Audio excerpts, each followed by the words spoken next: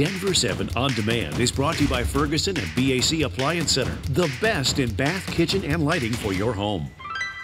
I'm Jessica Porter with the latest from Denver 7. We begin tonight with another round of snow moving into the metro, and it's just in time for the weekend, no less. Chief Meteorologist Mike Nelson is tracking it. Thanks, Jessica. This is what's happening. A couple of storm systems moving in from the west coast. So we have one round coming in tonight and tomorrow, and that's mostly for the mountains. The next round arrives Friday night into Saturday and early Sunday, and that's the one that's going to really hit us in Denver. So we start to see our main snow arriving here early Saturday, while the mountains are going to probably see at least a foot of snow in the next 24 hours.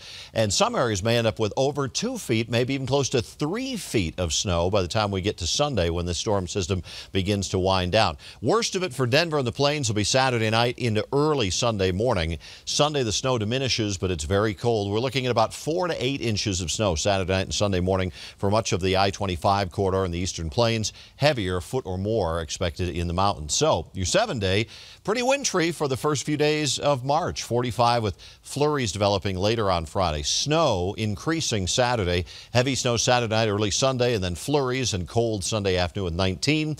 Monday we start at 2, get up to 25, and finally bounce back to 40 by next Wednesday, 50 by next Thursday.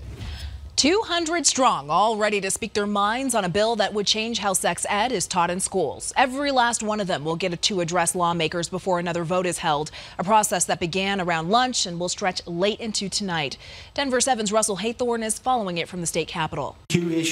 Nearly 220 people signed up to testify at the Senate hearing today. Among them, it's everywhere. Mother of 3, Brecken Jones, who is against the bill. They say we will be inclusive, tolerant, and accepting of you as long as you agree with us. Does that sound like true tolerance? Does that sound like true inclusivity? The new sex ed bill would add more human sexuality curriculum, perhaps most controversial of all, LGBTQ content. The bill would not allow districts to endorse abstinence only, but districts would still teach about abstinence and could still opt out of the curriculum entirely. We're not teaching people how to have sex. That's not the point of this. It's more about teaching about healthy relationships. Supporters say the bill empowers students rather than demonizing sexuality. We believe the language included in the comprehensive sex education bill will help lead to a more inclusive environment for our younger LGBTQ youth, which will lead to better outcomes later in life. The curriculum includes birth control, abstinence, STD prevention, and inclusion. But opponents say the bill pushes an agenda over a chorus of parental objections. They need to honor parent rights, and we of course want to be accepting and inclusive of everyone. But the content that they were showing to our kids was just clearly inappropriate for, first graders. Others argue the new comprehensive sex ed bill disregards the idea of local control over curriculum and instruction. Including religion in particular. If parents want to have a particular program for their kids, that they should have a way of getting that without having to go through opt-ins and opt-outs and all this kind of stuff. The bill has already cleared some significant hurdles and is now before a Senate committee. If your school district does participate, you may also opt your child out. First it was teachers, now it's grocery store workers. Thousands of King Soopers employees are ready to walk off the job if they don't get a raise. The union says the last offer they received was nothing more than a few extra cents an hour, and that didn't even cover all employees. Corporate says it's committed to meeting its workers' needs. At least 2 more meetings are set up for the future, and it would be likely be weeks before a strike occurs, if at all. 2 years of misery ends overnight. Denver's 8-line horns are set to cease at 3:15 a.m., leaving only the bells to sound as trains go by. From now on, engineers will only blare the horn if something or someone is on the tracks. Testing will continue at the 2 crossings through Aurora, so no relief for neighbors there just yet. There won't be any train horns blaring on Cyclocroft. In fact, there won't be anything with horns at all. So what is Cyclocroft, you might ask? Well, right now it's just a dream of a car-free community south of Longmont. But it has us wondering, could we get by without our 4-wheeled friends? Denver 7's Jason Grenauer goes 360. Cyclocroft. 50,000 people, 1 square mile, 0 cars.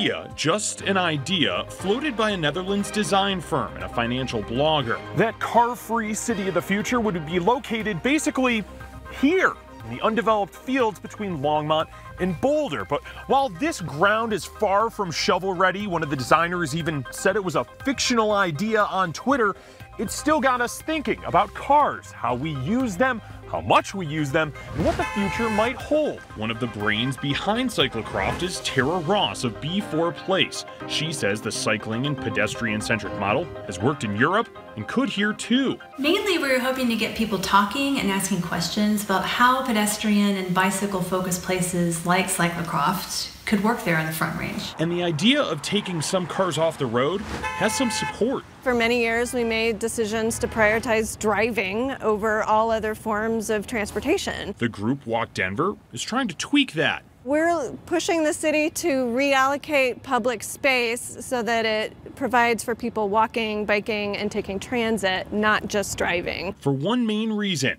safety. On average, about one person per week is dying in a traffic fatality here in Denver. Others say it's about what's easiest. If we can create a community that offers convenient, cost-effective ways of getting around, people don't want to be bothered with parking their car. They don't want to be bothered with maintaining our car. Stuart Anderson of Transportation Solutions also says if cities will make the investment towards options other than driving, people will follow suit and use them, because they're cheaper. American families can save 15% or get a big raise by converting to this idea of multimodal travel. But I feel like we're moving in the right direction.